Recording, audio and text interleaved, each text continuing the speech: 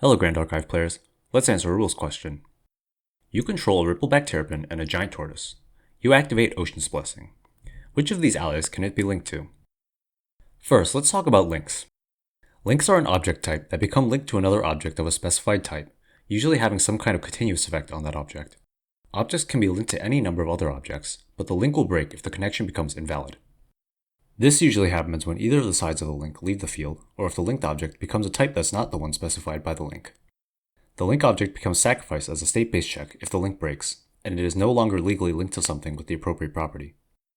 One important aspect of links that isn't evident from reading the card is that link activations or materializations target their intended link object. That means you can fizzle link activations or materializations in some cases.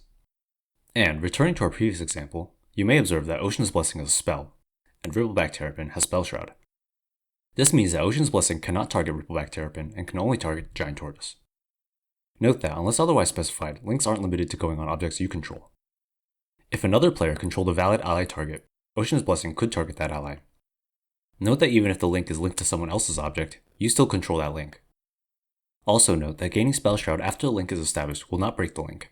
It only needs to be a valid target upon activation or materialization, and only needs to be a valid link from that point onward.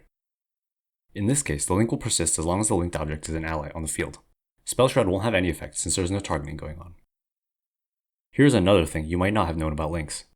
If a link object enters the field in some manner without being played, it does not need to target, and does not use the stack at all. For example, we can get Ocean's Blessing to enter the field without being activated. It does take some effort, but it is possible. Now, when Ocean's Blessing enters the field, its controller simply chooses a valid object to link to, in this case an ally, and Ocean's Blessing will enter the field linked to that ally. Again, this does not use the stack and thus cannot be responded to, and notably for this example, does not target, so this time it can legally link to Rippleback Terrapin. That's all for this video. Thanks for watching.